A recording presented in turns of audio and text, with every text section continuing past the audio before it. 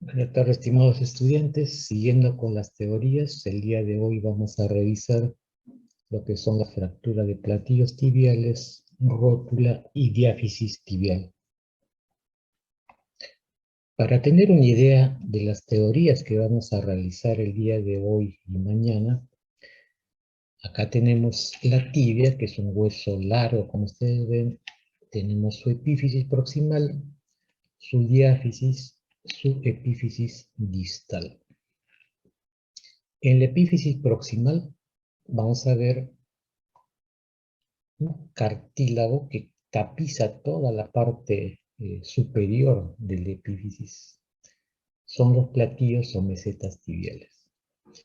Las fracturas que afectan estas mesetas o platillos tibiales, o sea, son fracturas dentro de la articulación, fracturas articulares, es la primera teoría que vamos a ver el día de hoy. Luego vamos a revisar lo que son las fracturas de toda esta diáfisis tibial, luego fractura de rótula, que está por acá. Y el día de mañana vamos a revisar las fracturas de tobillo, o sea, de malleolos, fractura del pilón tibial y el esguince de tobillo. Entonces, como primer punto, fractura de platillos o mesetas tibiales. Las fracturas de platillos tibiales son aquellas que afectan la caría articular de la tibia. Como veíamos en antes, toda esta superficie cartilaginosa que cubre la parte proximal a la tibia son nuestros platillos, de tal manera que las fracturas de platillos tibiales afectan toda esta zona articular. Y son fracturas que por lo general vienen acompañado de lesiones de otras estructuras de la rodilla, como meniscos, como ven acá. Es lógico suponer que ante una fractura de platillo tibial es frecuente que se lesione el menisco, y también estos traumatismos pueden lesionar los ligamentos, tanto los cruzados como los colaterales. En cuanto a la anatomía, podemos decirle que el hueso de la tibia está formado por la parte proximal por sus dos cóndilos, vamos a sacar uno lateral y uno interno, y sus caras superiores están tapizadas por cartílago y que van a servir para articularse con los cóndilos femorales.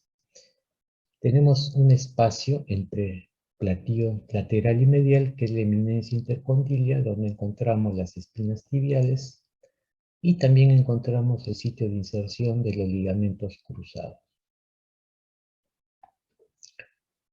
Por encima de los platillos tibiales, cubriéndolo, tenemos a los meniscos. Un menisco interno y un menisco externo, que están adosados a la cápsula articular, insertados en el hueso a través de sus astas.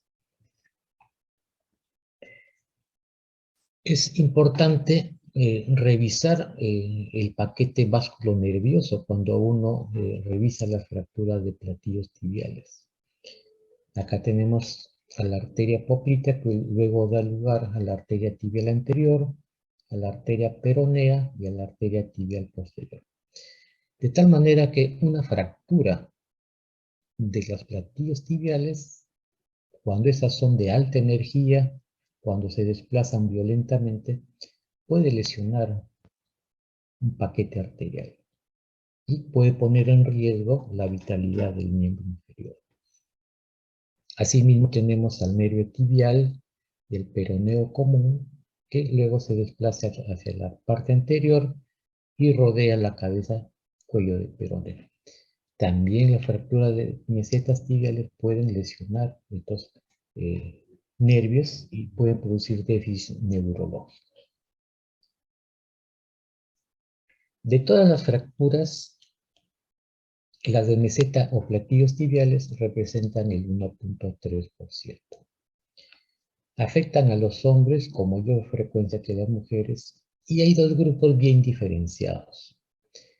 Pacientes jóvenes o de mediana edad y pacientes de edad avanzada. Pacientes jóvenes o de mediana edad con huesos todavía fuertes, de tal manera que para que se produzca una fractura, el traumatismo tiene que ser de alta energía. Pacientes de edad avanzada con huesos ya osteoporóticos, de tal manera que para que se produzca una fractura, el traumatismo generalmente es de baja energía. Por ejemplo, cuando caída de su nivel. De alta energía, obreros que se precipitan a accidentes de tránsito. Tenemos entonces dos platillos, un platillo lateral y un platillo medial. ¿Cuál es la prevalencia de acuerdo al platillo afectado? La fractura del platillo tibial lateral representa un 55 a 70%, son las más frecuentes. Las del platillo medial, 10 al 23%, y de ambos platillos, 10 al 30%. Como ven, la gran cantidad de fracturas de platillos tibiales se dan en el platillo tibial lateral. Y entonces acá surge la pregunta, ¿por qué se afecta más el platillo lateral? Y hay tres características importantes. La primera es que cuando nosotros nacemos y hasta los 3 años, nuestra rodilla se encuentra en varo. Tenemos un genu varo. Para hablar de varo o de valgo tenemos que tener como referencia al eje distal, en este caso la pierna. Si tenemos como punto la rodilla, cuando la pierna se desplaza hacia adentro, produce esta curvatura, un arqueamiento interno, es genu varo. Cuando vamos avanzando en edad y hasta los 8 años, conforme va creciendo una persona, la pierna tiende a desplazarse hacia afuera. Y hacia los 3 u 8 años se produce ya la incurvación, pero hacia afuera, un genu valgo. Luego de los 8 años y hasta la edad adulta, este genu valgo va desapareciendo, va disminuyendo, hasta quedar un genu valgo de aproximadamente 8 9 grados. Y este es el valgo fisiológico. Es decir, si no tenemos una línea recta entre el muslo o el fémur y la pierna, hay una angulación que de 8 a 9 grados tenemos nuestro valgo fisiológico. De tal manera que ante una caída, ante una precipitación, es más fácil que el miembro se acentúe su valgo, a que vaya a un valgo. De esta manera, cuando se acentúe el valgo, el cóndilo femoral lateral va a traccionar el platillo lateral y lo va a fracturar. Segundo, que el cóndilo femoral lateral tiene forma rectangular, es mucho más fuerte, mucho más robusto que el cóndilo interno. Y esta es otra característica por lo cual se produce la mayor cantidad de fracturas de platillo tibial lateral. Y la tercera característica es que el trabeculado óseo del platillo tibial lateral es mucho más débil. De tal manera que esto conduce a que las fracturas de platillo tibial lateral sean más frecuentes. ¿Cómo es que se fractura un platillo tibial lateral? Generalmente tiene que haber una combinación de una compresión axial y se acompaña de un valgo, como vemos acá, una fuerza en valgo o una fuerza en varo. De tal manera, por ejemplo, un jugador se produce un valgo forzado y el cóndilo femoral lateral atracciona el platillo lateral. Y acá es en la parte interna. ¿Dónde se ve eso? Caída de altura, accidentes de tránsito y la práctica deportiva. Lo más común, traumatismo sobre la cara lateral de la rodilla. Se produce una abducción, un valgo forzado, se rompen los ligamentos y el platillo tibial lateral es atraccionado por el cóndilo lateral del fémur. Caída de altura, precipitación. Muchas veces los pacientes pueden caer con los miembros en extensión, de tal manera que se produce la energía, la fuerza de energía que afecta a los dos platillos. Y se pueden producir fracturas de ambos platillos. Y muchas veces pueden caer en flexión y al momento de caer pueden hacer un valgo forzado o un varo forzado afectando el platillo correspondiente. Este tipo de fracturas es obviamente mucho más complejas. Como le decía en anatomía, las fracturas de platillo tibial muchas veces vienen asociadas a lesiones tanto de ligamentos como de meniscos como de paquetes vasculonerviosos.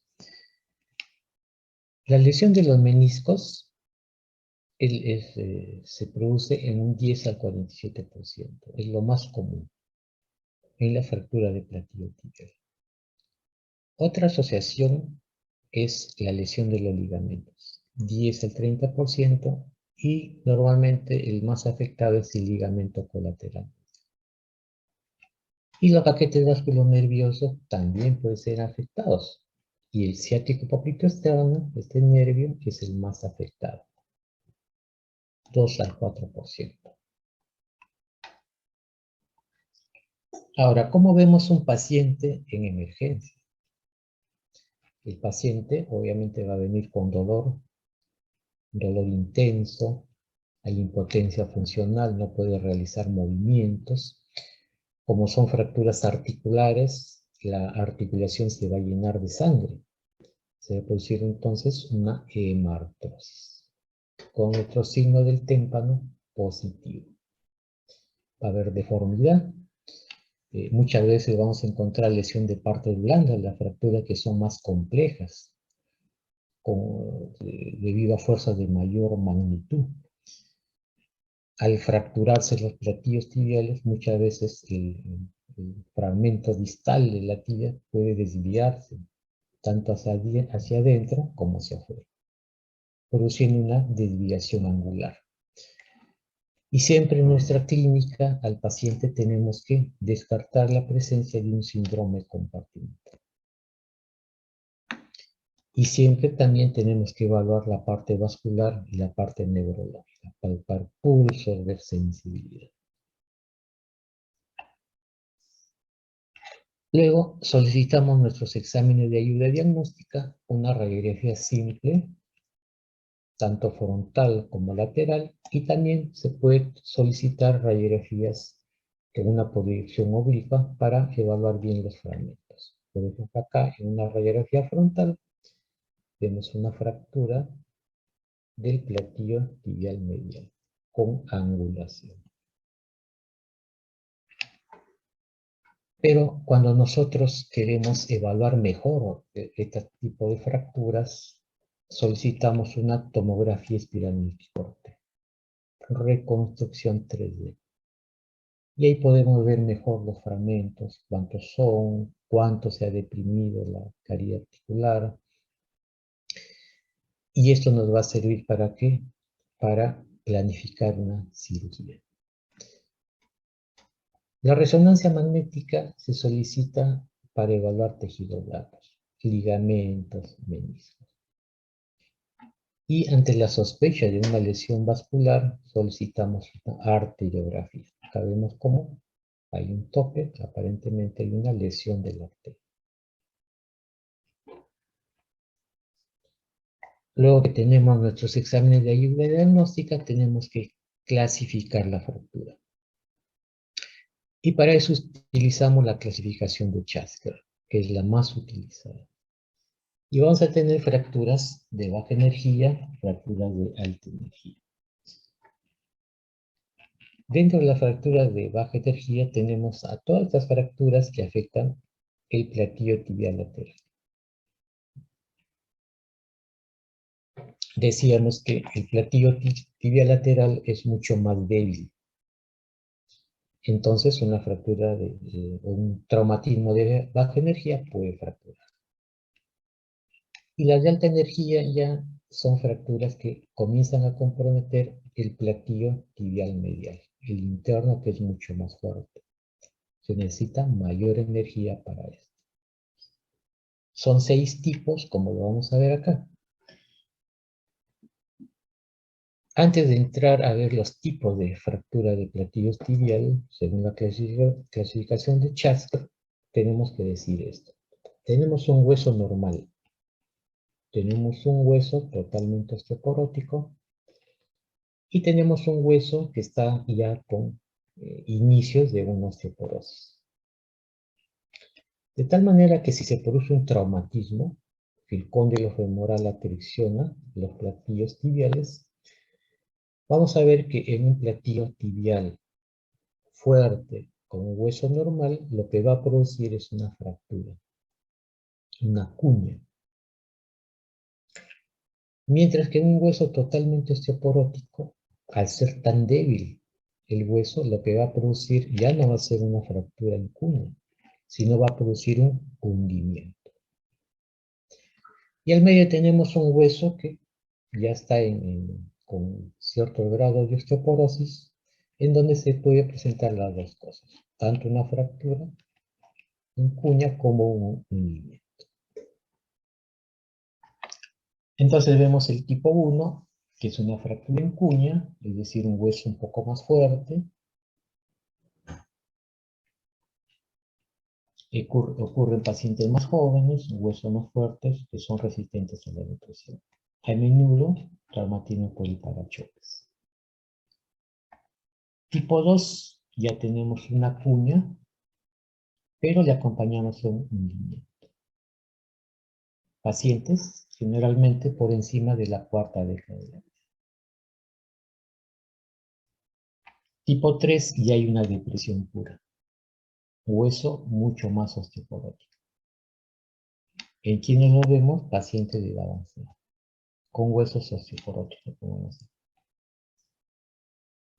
Y vamos a entrar al tipo 4, 5 y 6.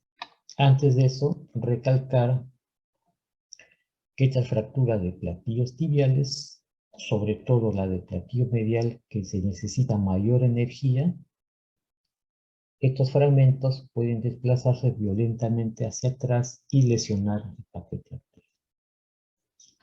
Y entonces vemos el tipo 4, fractura de platillo tibial ya medial. Mecanismo: caída y una compresión axial y en varo. Cóndilo femoral medial atracciona el platillo medial. Al ser de mayor energía, entonces esas fracturas tienen una alta incidencia de daños de ligamentos. Como acá se insertan los ligamentos cruzados, puede haber lesión de los ligamentos cruzados. Puede haber daño de la arteria poplitea al desplazarse violentamente hacia atrás estos fragmentos. Y también lesión del menisco interno. Entonces ya son fracturas que ya son más complejas. Tipo 5, en este caso, a la lesión del platillo tibial medial se va a acompañar la fractura del platillo tibial lateral. Es decir, son fracturas de ambos platillos. Traumatismos axiales, caídas, como dije antes, donde se atraccionan los dos platillos. Hay gran lesión de tejidos blandos. Tipo 6, la característica de esta fractura es que a la lesión de un platillo tibial, puede ser lateral, puede ser medial, pues, y se acompaña una fractura que separa la zona epifisiaria de la zona diafisial, como vamos acá el trazo. Hay una disociación entonces de metáfisis con diáfisis. Un tercio de estas fracturas son abiertas. Hay una lesión extensa de tejidos blandos y siempre hay el riesgo de un síndrome compartido. ¿Cómo se hace el manejo inicial? Estos pacientes muchas veces presentan traumatismos de alta energía y puede tener asociado otro tipo de lesiones de otros órganos. Entonces su manejo se tiene que realizar como todo paciente politraumatizado, muchas veces en las unidades de trauma shock. Y una vez que se ha estabilizado este paciente, ¿qué es lo que le interesa o nos interesa como traumatólogos? Descartar la presencia de ¿qué? De lesiones neurovasculares. Si hay la presencia de un síndrome compartimental y qué tan afectados están las partes blandas. Entonces, en ese manejo inicial vamos a tener dos tipos de pacientes. Aquellos pacientes que tienen fractura de baja energía, por ejemplo, caída de su nivel, y aquellos pacientes que tienen fractura de alta energía, por ejemplo, accidentes de tránsito, precipitaciones de altura. En la fractura de baja energía indicamos analgesia. Como son fracturas articulares, va a haber hemartrosis, drenamos para mejorar el dolor, colocamos una férula y al paciente lo mantenemos en observación. En la fractura de alta energía, muchas veces se tiene que hacer tratamientos quirúrgicos de urgencia. ¿Cuándo se hace estos tratamientos quirúrgicos de urgencia? Cuando estamos ante una lesión vascular. Muchas veces ingresamos a sala de operaciones con el cirujano vascular. Nosotros estabilizamos la fractura y el cirujano vascular hace la anastomosis. Cuando hay síndrome compartimental, tenemos que hacer las fasciotomías. Cuando hay fracturas expuestas, porque tenemos que hacer las limpiezas quirúrgicas. Y también cuando hay una rodilla flotante. ¿Qué significa esto? Que a la fractura de los platillos tibiales se acompaña una fractura de fémur. De tal manera que el segmento de la rodilla queda inestable. Por eso se le llama rodilla flotante. En todos estos casos que ingresamos a sala de operaciones, ¿qué tenemos que hacer? Una estabilización inicial, control de daños. ¿Con qué? Con un fijador externo.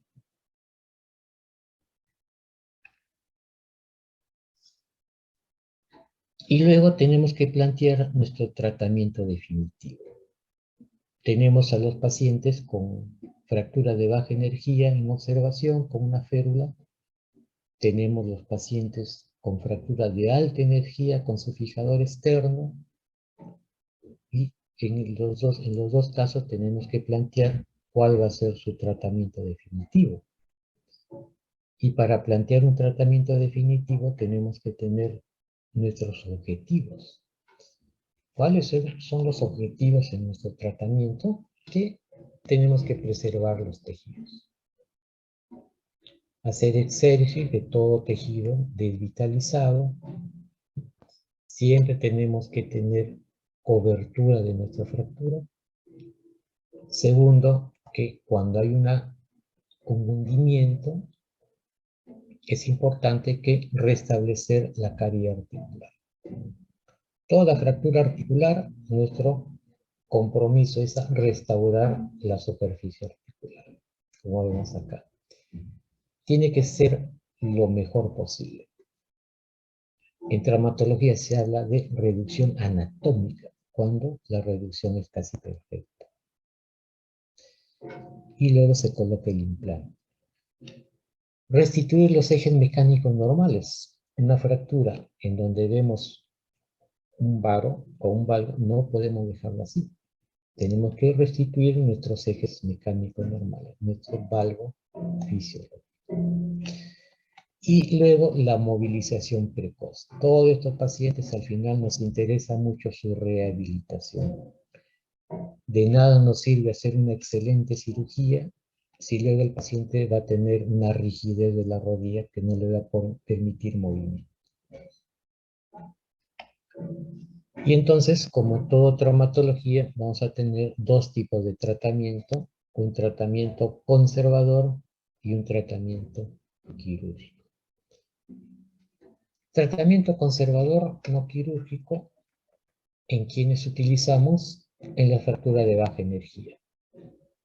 Fracturas que presentan una cuando no son desplazadas o la fractura es incompleta. Cuando el escalón no es mayor de 2 milímetros.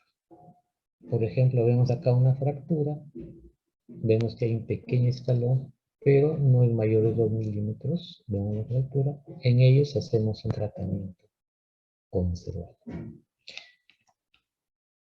Un anciano osteoporótico con baja demanda funcional tenemos que sopesar.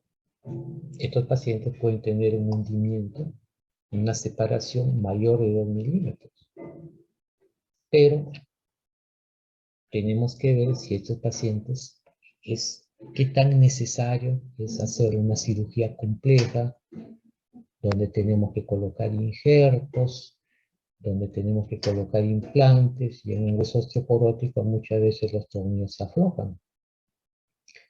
Entonces estos pacientes hay que sopesar, y muchas veces, a pesar que su desplazamiento es mayor, de todas maneras tenemos que hacer un tratamiento conservador. Y en todos ellos pacientes que tienen contraindicaciones.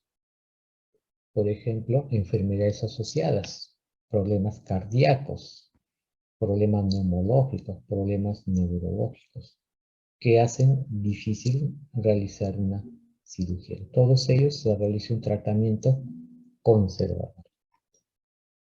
¿Cómo se realiza el tratamiento conservador? Se inmoviliza con aparato de yeso tipo muslopedio, 3 a 4 semanas, luego retiramos el yeso, solicitamos nuestra radiografía de control y podemos pasarlo a una férula articulada, que nos va a permitir comenzar a hacer movimientos de flexión. 3 a 4 semanas podemos lograr ya 90 grados de flexión, solicitamos nuestras radiografías, comenzamos con los ejercicios para fortalecer el músculo cuádriceps, que es lo que nos va a permitir la deambulación. Las 8 semanas ya tenemos que decirle al paciente que realice carga parcial. Es decir, una parte del peso del cuerpo lo va a soportar el miembro afectado y otra parte la muleta, una carga parcial. En las 12 semanas ya se les indica una carga total. Y el tratamiento quirúrgico hacemos en los demás casos, ¿no? Fracturas con desplazamiento, con depresión mayor de 2 milímetros. Fracturas con desplazamiento y angulación de la fractura. Fractura del platillo tibial medial, o sea, es de alta energía, con un desplazamiento. Está produciendo un varo. Tenemos que realizar la cirugía en los pacientes, no podemos dejarla así. Fractura asociada a lesiones menisco-ligamentarias que requieren estabilización. Muchas veces estas fracturas producen lesión de meniscos, lesión de ligamentos, que se necesita hacer reparación. Y las fracturas, como le decía, es la rodilla flotante, ¿no? Fractura de fémur, fractura de platillos tibiales. Se produce una rodilla flotante, se tiene que hacer una cirugía. Y la clasificación de Schatzker también nos da pautas de cómo debería ser la cirugía en cada caso. Por ejemplo, el tipo 1, donde hay una fractura en cuña, el tratamiento es colocando tornillos. El tipo 2, donde hay una fractura en cuña más un hundimiento, tenemos que reconstituir la carie articular. Levantamos cartílago y lo que queda colocamos injerto en este defecto y luego la placa con tornillos. El tipo 3, que es depresión pura, hundimiento puro, tenemos que levantar la carie articular, colocar injerto y luego el implante con tornillo. El tipo 4, reducir la fractura y colocar placa con tornillo. El tipo 6, fractura en los dos platillos, doble placa cada lado. Y el tipo 6, donde hay una separación del epífisis y de la diáfisis, una placa larga, ¿no? Por esta separación. Esos son los 6 tipos y la forma como debe tratarse. Por ejemplo, acá tenemos un tipo 2, un hundimiento y una fractura en cuña. Se tiene que elevar el cartílago, como vemos acá, colocar injerto, porque al elevar va a dejar un defecto, se coloca el injerto y luego la placa completa.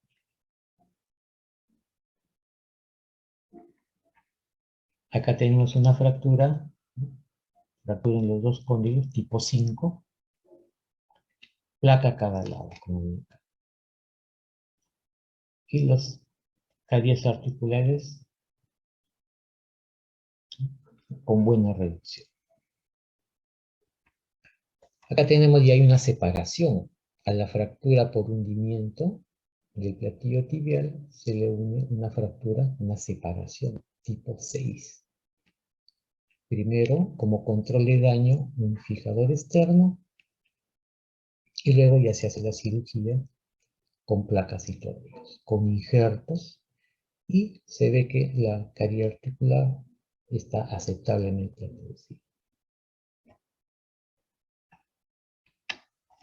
Acá tenemos hundimiento puro de tipo 3. Vemos cómo se ha levantado la cavidad articular, se ha colocado injerto, placa, tornillos. Vemos cómo va evolucionando, con buena evolución. 15 meses después de la cirugía. Y como son fracturas de alta energía, muchas veces también trae sus complicaciones. Muchas veces en las etapas iniciales del traumatismo puede haber lesiones de la arteria poplitea, como le decía, síndromes compartimentales, lesión del nervio ciático popliteo externo, lesiones meniscales, que muchas veces tienen que ser resueltas urgentemente. Puede haber también, ya más alejado, infecciones agudas, como vemos acá.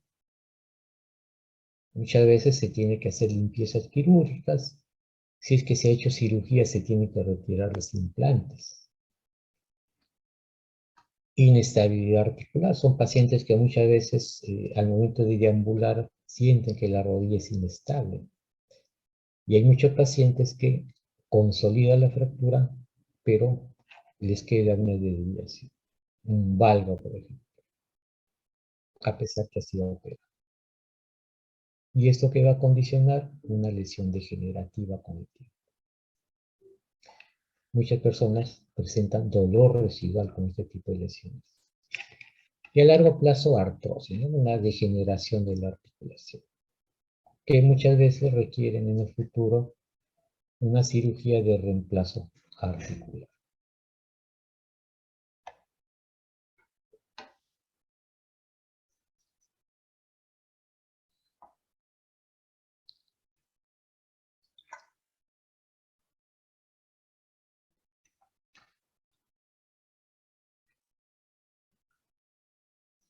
Ahora vamos a revisar lo que son las fracturas diaficiales de tibia. Entonces, las fracturas diaficiales de tibia y peroné son fracturas, ¿no? Es una solución de continuidad a nivel de la diáfisis tibial. Si ustedes notan, hay una parte de la tibia, la interna, que tiene una localización subcutánea, como vemos acá, y que es vulnerable a los traumatismos.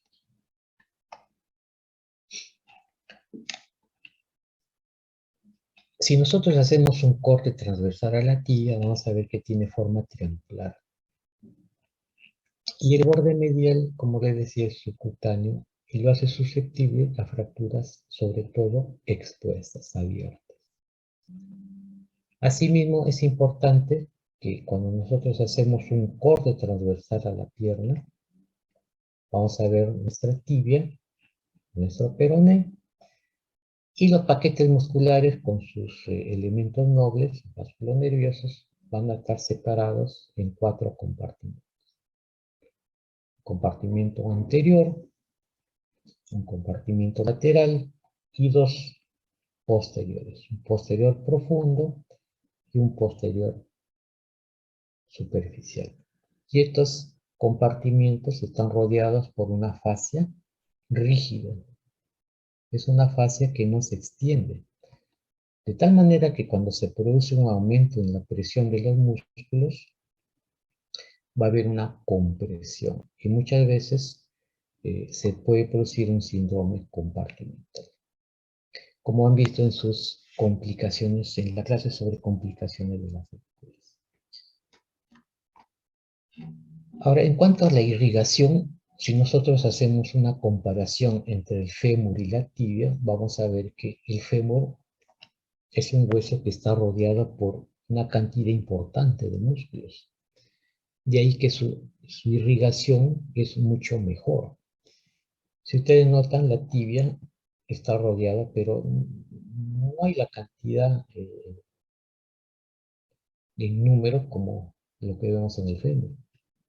Es menor la cantidad de músculos. De tal manera que la tibia es un hueso que tiene una menor irrigación que el fémur. La tibia va a tener una irrigación endóstica a nivel del canal medular, que son ramas de la arteria tibial posterior, y una circulación a nivel externo en el hueso, a nivel superficial, a través del periósteo, ¿no? Son ramas que vienen de la arteria tibial anterior. Tenemos entonces una circulación endóstica y una circulación perióstica. La fractura de tibia y peroné son las más frecuentes de los huesos largos. Hay una incidencia de 16.9 por cada 100.000 habitantes.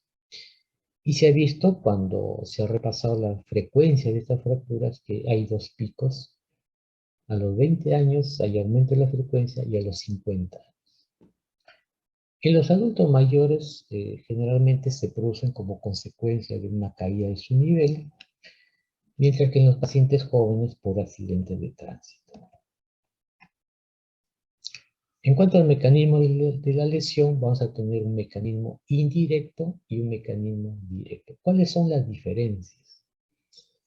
En el mecanismo indirecto son personas que, por ejemplo, están caminando, el pie queda bloqueado en algún hueco o algo, en algún buzón, y hay una rotación del cuerpo. Y se produce una fractura, pero es de baja energía. En cambio, en el mecanismo directo, son traumatismos que van directamente sobre el hueso, donde lo vemos en los accidentes de tránsito. Y son fracturas de alta energía. ¿Qué características tienen las fracturas? En el mecanismo indirecto, que son por torsión, se produce generalmente una fractura espiroidea, como ven acá. Poco desplazada. Como ven acá, no hay mucho desplazamiento. Si hay ¿cuántos fragmentos tiene? Generalmente dos. Un fragmento proximal y un fragmento externo. Mínima conmoción. Y los tejidos blandos, si es que hay compromiso de tejidos blandos, pueden ser fracturas expuestas tipo 1. Pero en cambio, las fracturas por mecanismo directo, de alta energía, por accidente de tránsito, son fracturas transversas, son fracturas cominutas, son fracturas desplazadas. Gran compromiso de partes blandas, y en ellos siempre se tiene que descartar la presencia de un síndrome compartimental y la exposición del hueso, fracturas expuestas. Entonces, la lesión de baja energía la vamos a ver a veces en las lesiones deportivas, caída de nivel, lesiones por torsión, y la de alta energía en accidentes de tránsito, caídas o precipitaciones de altura, traumatismos contundentes, por ejemplo, que le caiga una parte de una pared, una roca a una persona, y heridas por proyectiles de arma de fuego. Clínicamente, ¿cómo vemos a los pacientes? Los pacientes van a ingresar a la emergencia por un dolor intenso, hay incapacidad para deambular y va a haber limitación funcional. Cuando vemos al paciente, a la infección, vamos a ver una deformidad, como vemos acá. Cuando hacemos la palpación, podemos encontrar crepitación, podemos encontrar aumento de volumen, zonas de hematomas, abrasiones en la piel, y pueden ser fracturas con amplia lesión de partes blandas.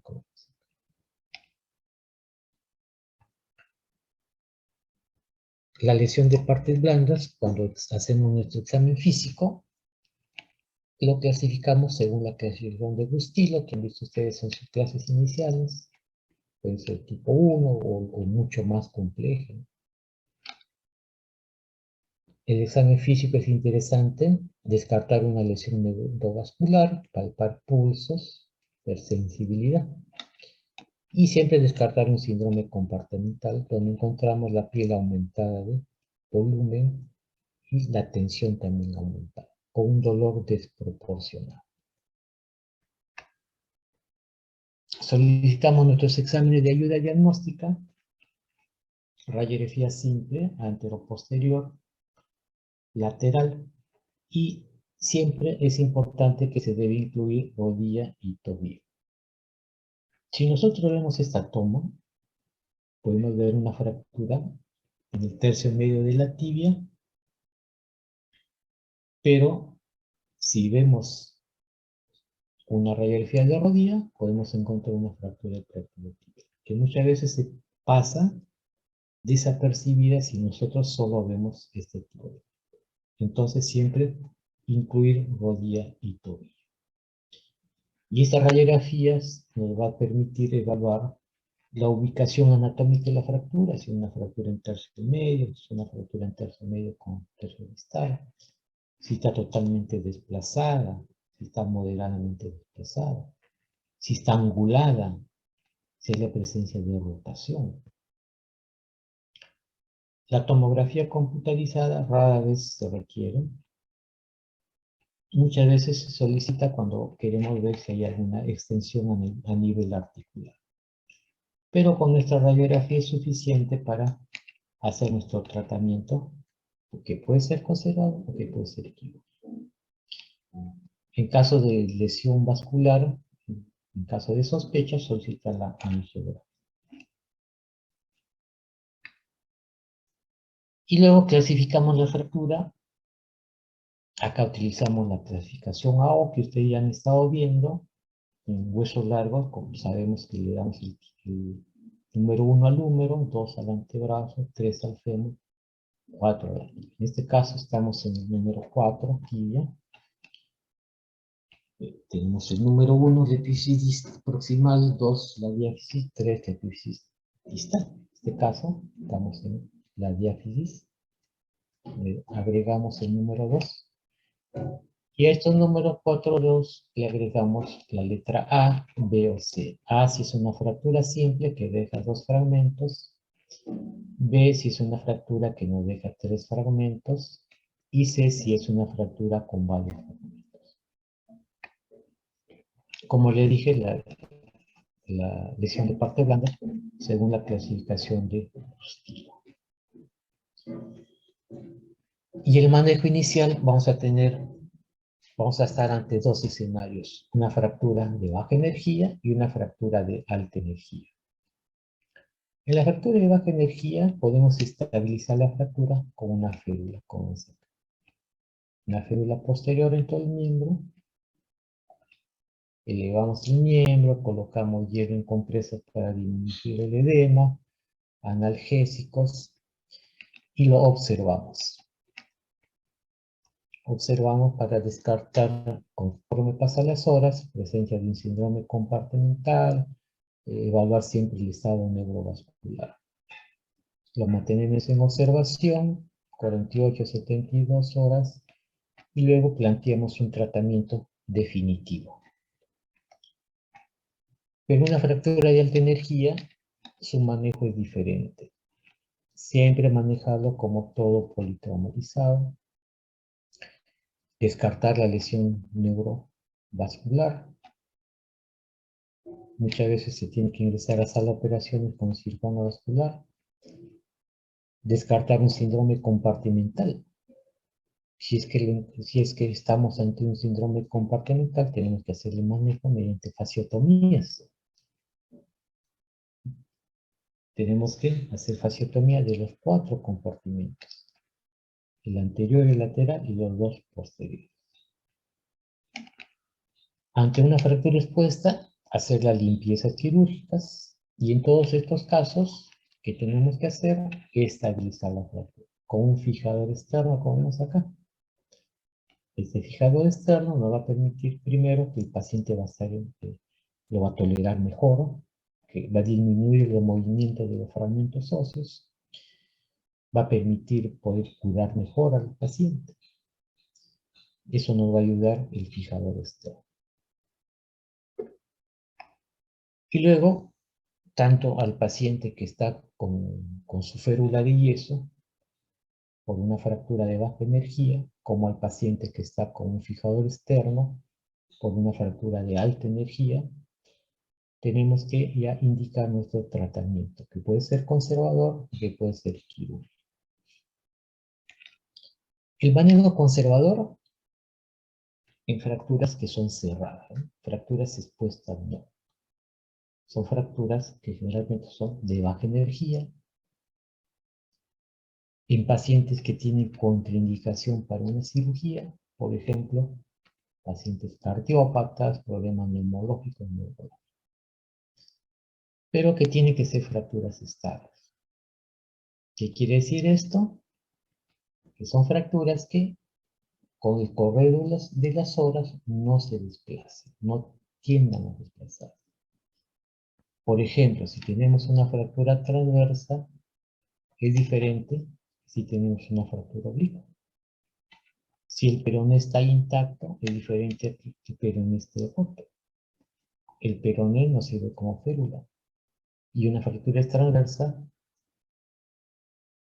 estas fracturas tienden a no desplazarse. Es decir, estas fracturas tienden a ser estables. Esa fractura donde se rompe el peroné y un trazo oblicuo, este fragmento tiende a irse desplazando. Entonces sabemos de antemano que esta es una fractura inestable. En este paciente no se puede hacer un tratamiento conservador porque sabemos que se va a ir desplazando. Necesitará un tratamiento quirúrgico. Y este paciente sí podemos hacer un tratamiento conservador porque estamos ante una fractura estable. Están cerradas, generalmente de baja energía, pacientes que no se pueden operar por alguna causa, pero que tienen que ser estables. Y entonces estas fracturas, estos candidatos a un tratamiento conservador, tenemos que ver qué tan alineados están los fragmentos, qué criterios hay para eso. Vamos a ver acá. Entonces, ¿qué criterios de alineación son aceptables? Una fractura tibia, al menos tiene que haber un 50% de afrontamiento. Es una fractura estable, pero tiene que tener mínimo un 50% de contacto. Acá tiene un 75% aproximadamente. Podemos hacer un tratamiento conservador. Esta es una fractura que tiene una angulación. Acá estamos con una angulación impal. Para poder hacer un tratamiento conservador tiene que haber menos de 5 grados. Por ejemplo, en este caso es más, no podemos hacer un tratamiento conservador. Esta fractura sí podemos hacer un tratamiento conservador porque su angulación es mínima. Y así como hay angulación en varios lados, también tenemos un plano frontal. Acá son 10 grados, acá hay más de 10 grados, acá hay menos de 10 grados, entonces esta fractura podemos hacer un tratamiento conservador. Esta no, demasiada la angulación. Fracturas rotadas, no se puede hacer tratamiento conservador.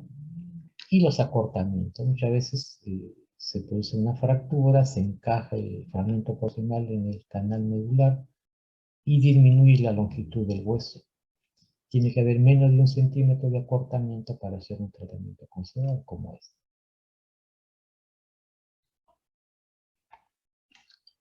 Y muchas veces las fracturas que no son candidatas a un tratamiento conservador, muchas veces, y se hacía mayormente antes, se hacía una reducción.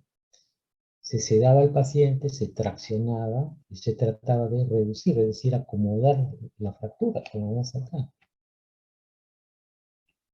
Y entonces, una vez que ya se reducía, ya mantiene los criterios aceptables de alineación, ya podía hacerse un tratamiento conservador. Y este tratamiento conservador se coloca un aparato, un yeso mulopedio, 4 o 6 semanas, control de radiográficos cada mes. Luego de 4 o 6 semanas, que ya tenemos un callo inicial, pasamos a un aparato de yeso tipo bota, pero denominado Sarmiento, que nos permite hacer la flexoextensión de la rodilla y nos permite deambular. Aproximadamente 12 semanas más, y luego vemos la radiografía de control. Y el tratamiento quirúrgico en todos los casos no cumple con los criterios. Con acá se aplaza totalmente, fracturas con varios fragmentos. Estas fracturas ya son inestables porque tienen varios fragmentos. No hay manera de hacer un tratamiento conservador acá. Todas estas fracturas se hace un tratamiento quirúrgico. Dentro del tratamiento quirúrgico tenemos las placas, tenemos el clavo endomedular y tenemos los fijadores externos. Actualmente, el tratamiento de elección para las fracturas diaficiales de tibia es el clavo endomedular. Es un clavo que se tiene que colocar en toda la médula del hueso y con tornillos que penetran en el hueso y penetran en unos orificios del clavo. Este es el tratamiento de elección en las fracturas diaficiales. Antiguamente se utilizaban mucho las placas con tornillos, pero como les dije en la fractura de clavícula, muchas veces para colocar estas placas tiene que hacer una incisión grande, se tiene que denudar el hueso, separar el periósteo, y la desperiostización, como les dije, puede provocar alteraciones en la consolidación. Por eso que en lugar de este tipo de tratamiento se está usando los clavos endomedulares y quedando las placas para las fracturas que son cerca de la metáfisis, donde el clavo endomedular es difícil porque no se puede colocar acá los tornillos. Entonces, para estos tipos de fracturas a nivel ya metafisiario, podemos utilizar la placa con tornillos.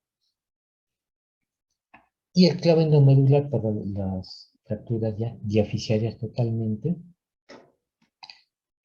se necesita un aparataje, ¿sí? Para colocar este clavo endomedular.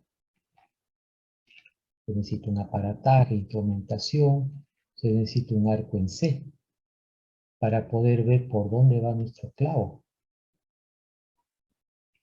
Acá está con sus tornillos de bloqueo. Y estos tornillos que penetran en el hueso, penetran en el orificio del clavo, no permiten que rote este fragmento. Si no colocamos estos tornillos, este fragmento de acá puede rotar. De ahí que se le denomina tornillo de bloqueo. El tratamiento de elección actualmente. No se hace incisiones grandes, no se desperiosticia.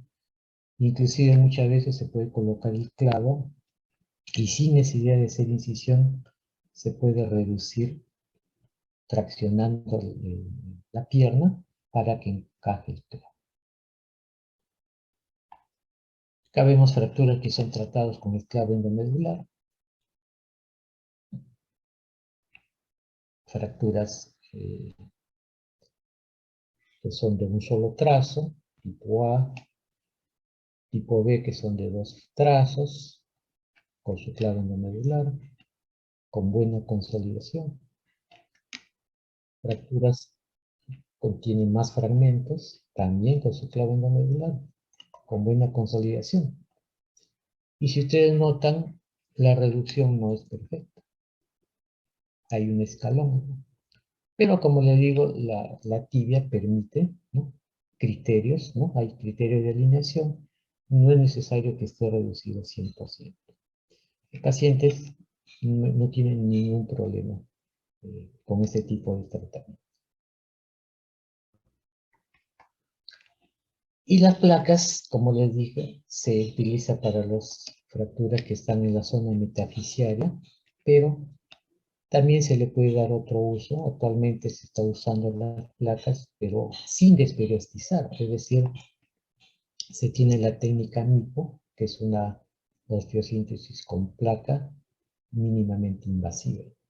Se hace incisiones, se moldea la placa previamente y por esas dos incisiones se desliza la placa.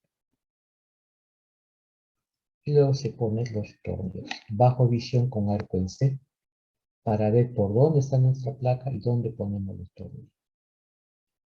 Y este tipo de tratamiento se utiliza para aquella fractura donde muchas veces no se puede utilizar un clavo endomedular, fracturas totalmente complejas. Y vemos cómo se coloca esta placa y se deja que estos fragmentos vayan formando un callo, como vemos acá. Y el fijador externo, como ven acá, diferentes formas, circulares, unilaterales, hay también bilaterales, se utiliza sobre todo para el control de daño en etapa inicial, la estabilización inicial de una fractura, expuesta sobre todo.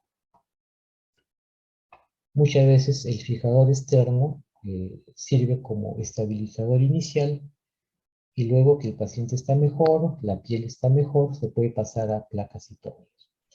Pero muchas veces un fijador externo se ha usado como tratamiento definitivo.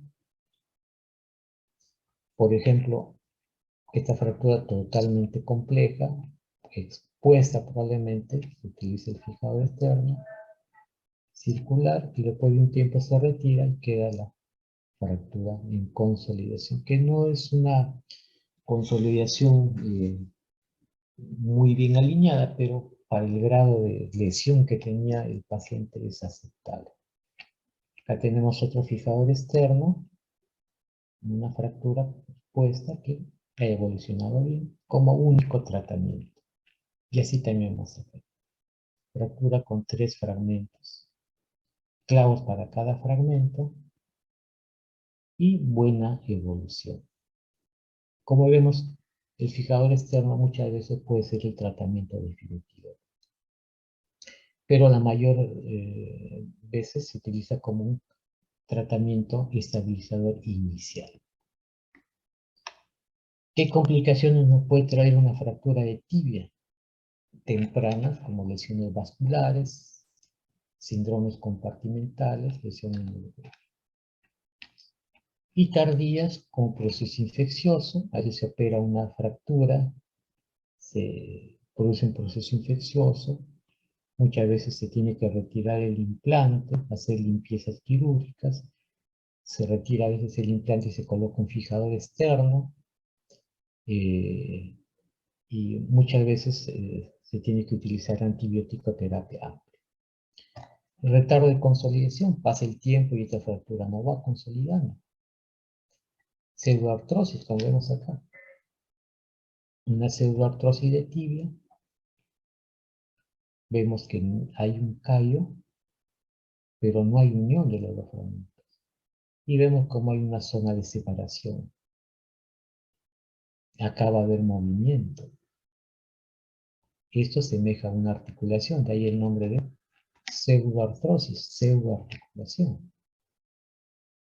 Estos pacientes necesitan ya una cura quirúrgica, aperturar este canal medular, colocar una placa, colocar un injerto. Y consolidación viciosa, como vemos acá. Una fractura consolidada en valgo. Y otra fractura que consolidada en valgo. Probablemente porque no se ha colocado el implante necesario. Estos necesitan tratamiento para corregir.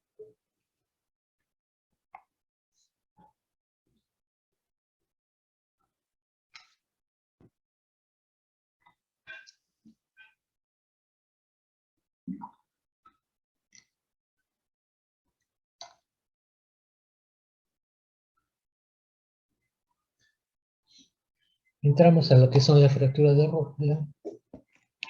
La rótula, que es el hueso sesamoideo más grande del organismo, está incrustado entre el tendón del cuádriceps, de ahí el nombre de sesamoideo.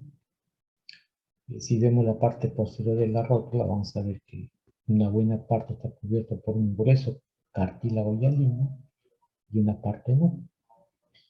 Y la rótula integra lo que es el aparato extensor de la rodilla, conjuntamente con el tendón del cuádriceps, conjuntamente con el tendón rotuliano y los retináculos. ¿Cuáles son las funciones de la rótula? Aumentar la fuerza mecánica y la acción de palanca del tendón del cuádriceps. Si no tuviéramos rótula, tendríamos 40% menos de fuerza para realizar la flexo-extensión de la rodilla. Y otra función es resguardar a los cóndilos femorales de un traumatismo. Protege a los cóndilos femorales. Hacia los 4 y 7 años de edad se osifica la rótula.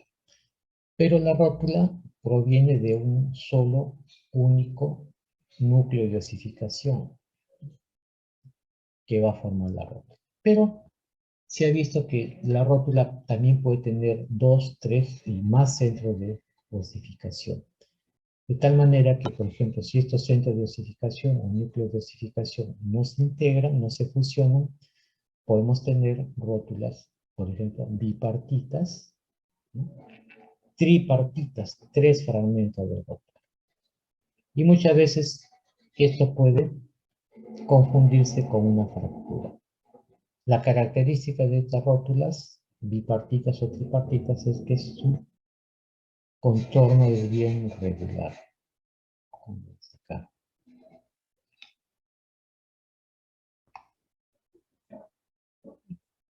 Representa el 1% de todas las lesiones esqueléticas.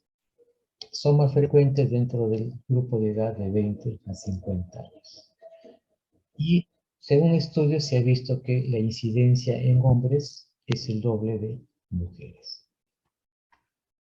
¿Cuál es el mecanismo de lesión? Vamos a tener un traumatismo directo y un traumatismo indirecto. El traumatismo directo, como su nombre lo indica, es un golpe sobre la rodilla. Caídas, golpe sobre el salpicadero del coche. Y el mecanismo indirecto no va a haber un golpe sobre la rodilla, sino, por ejemplo, una persona que corre, salta y al momento de caer se produce una fuerza de tracción del cuádriceps y abulsiona la rótula, fractura la rótula. Y este fragmento lo eleva. Entonces son fracturas por traumatismo indirecto. ¿Cuáles son las características? Que estas fracturas por traumatismo directo generalmente son comminutas. Estas fracturas generalmente son de un solo trazo. Estas fracturas hay escasos desplazamientos de los fragmentos, como vemos acá. En cambio, por la tracción del cuádriceps, acá sí hay un gran desplazamiento. Presentación clínica. Estos pacientes van a tener dolor a nivel de la cara anterior de la rodilla, va a haber tumefacción, equimosis y hemartrosis. Signo del témpano positivo. Muchas veces podemos encontrar un declive por el desplazamiento de los fragmentos. Heridas a nivel de la rodilla, sobre todo por mecanismo directo. Y nos interesa mucho saber cómo está nuestro mecanismo extensor. Tenemos que descartar si hay una limitación para la extensión de la rodilla. Si es que hay una limitación, quiere decir que puede haber una lesión del aparato extensor. En cuanto a las radiografías, tenemos una radiografía anteroposterior, lateral y otra axial. La anteroposterior nos permite ver las fracturas transversales, así como las laterales, y las fracturas verticales mayormente lo vemos en esta radiografía axial, que lo tomamos en esta proyección. La tomografía muy rara vez se solicita, pero muchas veces nos permite ver fracturas que son tipo fisura. Muchas veces hay pacientes que llegan a la emergencia con traumatismo de rodilla, solicitamos una radiografía y no vemos fracturas. Pasa una semana, regresa a la emergencia por el dolor intenso, solicitamos una tomografía y recién podemos ver un trazo fino en la rótula. Diagnóstico diferencial lo tenemos que hacer con la rótula bipartita, tripartita. Hemos visto que estas rótulas bipartitas, tripartitas tienen un borde bien establecido, esclerótico. En la fractura es un borde irregular.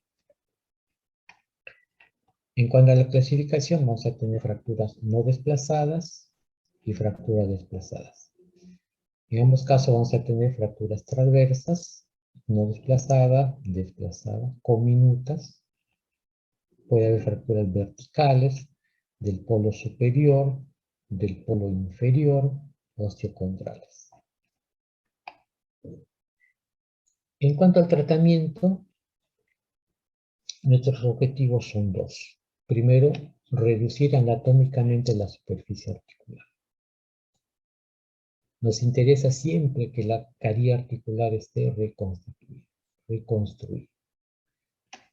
Y segundo, restaurar el aparato extensor. Checar el correcto funcionamiento del aparato. Estas dos cosas nos interesan mucho, son nuestros objetivos. Y cuando hacemos el tratamiento va a depender del patrón de la fractura. Es diferente tratar una fractura con varios fragmentos que tratar una fractura vertical. En algunos casos hacemos tratamiento conservador, en otros quirúrgico. La extensión del tejido blando dañado. Si es amplia la herida, muchas veces son heridas a colgado, muchas veces se lesiona el aparato extensor. Congruencia en la superficie articular. Tenemos una fractura que la cavidad articular está bien, podemos hacer un tratamiento conservador, pero si está desplazado, tiene que ser quirúrgico. Y la estabilidad del mecanismo extensor. Si es un paciente que tiene lesión del mecanismo extensor, de todas maneras tenemos que hacer un tratamiento quirúrgico. Y entonces el tratamiento conservador lo vamos a realizar para fracturas estables, mínimamente desplazadas. ¿Qué quiere decir mínimamente desplazada? Menos de 2 milímetros de desplazamiento. Por ejemplo acá, una fractura del polo superior, mínimamente desplazada, menos de 2 milímetros. Podemos hacer un tratamiento conservador, pero tenemos que ver lo otro, que es el mecanismo extensor. Si el paciente puede realizar esto, entonces el mecanismo extensor está bien, hacemos tratamiento conservador. Inmovilizamos con una calza de yeso. Este yeso va de la raíz del muslo hacia una región por encima de los tobillos. Inclusive estos pacientes pueden deambular de acuerdo al dolor. Y luego, de 4 a 6 semanas, empezamos la terapia de rehabilitación. Y el tratamiento quirúrgico, sobre todo en fracturas desplazadas. Y aquellos que tienen el mecanismo extensor afectado. Pacientes que no pueden realizar este movimiento. ¿Cuál es el tratamiento de elección que se utiliza más? Es el claje de alambre como baño de tensión. Acá tenemos una fractura transversal. Hacemos una incisión longitudinal. Tenemos los dos cabos, los dos fragmentos, coágulos. Tenemos que limpiar toda esta zona. Una vez que tenemos limpios los dos cabos, los reducimos, o sea, lo acomodamos. Colocamos una pinza para mantener esta reducción. Y luego colocamos los clavos. Se llama clavo de Kirchner. Uno a cada lado, paralelos, como vemos acá. Y luego colocamos una lazada de alambre, como vemos acá, como un 8. Y comenzamos a apretar hasta que esta fractura se vaya comprimiendo. Una vez que está bien comprimida, cortamos el alambre, cortamos los clavos, que le damos vuelta como bastón para que no se pierda la reducción, y así vemos. Este es el tratamiento de elección. Pero también hay fracturas que uno se tiene que adaptar al tipo o al patrón de la fractura. Por ejemplo, las verticales, puedo utilizar 2 tornillos. Podemos tener una fractura con 3 fragmentos. Los 2 fragmentos superiores lo unimos con un tornillo. Y ahora tenemos ya 2 fragmentos y lo tratamos con una banda de tensión como los demás, con su alambre. Fractura, por ejemplo, que se puede utilizar tornillos y luego una lazada de alambre circunferencial. Es decir, hay diferentes tipos de tratamiento. Pero muchas veces, y sobre todo antiguamente, se veía que había fracturas, sobre todo del polo inferior de la rótula, que era tanta la cantidad de fragmentos que no se podía reducir estos fragmentos. Y muchas veces ante esto se tenía que eliminar estos fragmentos. Y nos quedamos con este fragmento de rótula. Y este fragmento de rótula se unía al tendón rotular mediante suturas no reabsorbibles. Y luego se colocaba un aparato y yeso hasta que cicatrice todo esto. Y esto en quienes se daban cuando teníamos estas fracturas comminutas que no se podía reparar. Actualmente ya se está usando menos este tratamiento. Y así como teníamos una patelectomía parcial, también teníamos una patelectomía total, donde ya toda la rótula es imposible hacer una reparación por la cantidad de fragmentos que presenta. Y en este caso se tenía que hacer exéresis de todos estos fragmentos y unir el tendón rotuliano con el tendón cuadricipital. Mediante estructura no reabsorbible, un aparato y yeso hasta que cicatrice. Son fracturas gran comminutas, no se pueden rescatar. Pero como hemos visto, la rótula cumple un papel importante dentro del movimiento de la rodilla, dentro de lo que es la deambulación, de tal manera que actualmente se está tratando de hacer lo menos posible estas patelectomías, porque la función de la rótula tiene que preservarse. Y están apareciendo varios tipos de implantes tratando de que se mantenga la totalidad de la rótula. Por ejemplo, estas placas, ¿no? Con buena cantidad de orificios donde se puede colocar tornillos, tratando de mantener todos los fragmentos. Y así van apareciendo implantes novedosos, porque lo que se busca es mantener nuestra rótula, preservar nuestra rótula, por la función importante que cumple. Y dentro de sus complicaciones tenemos la pérdida de reducción. Se hace un tratamiento, muchas veces el alambre se desplaza, la fractura se desplaza, ¿no? Se pierde la reducción. Pseudoartrosis, por ejemplo, se pierde la reducción, no hay consolidación con el tiempo. Pacientes que a veces no regresan a los hospitales. Está en una pseudoartrosis. El paciente va a presentar dolor. Infección, lo vemos acá. Muchas veces se tiene que retirar el material de osteosíntesis, hacer limpiezas, antibiótico terapia. Pérdida de la fuerza del aparato extensor, como hemos visto, la rótula es muy importante. Muchas veces se pierde la fuerza de extensión. Rigidez articular, muchas veces la rótula se produce lo que es una artrosis patelofemoral y se produce una rigidez de la rótula. Estas son complicaciones en una fractura de rótula.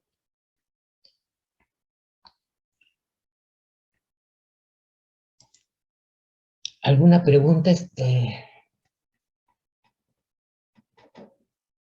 Hemos concluido con las 3 teorías. No sé si algo no les ha quedado claro, alguna pregunta, alguna inquietud que tengan.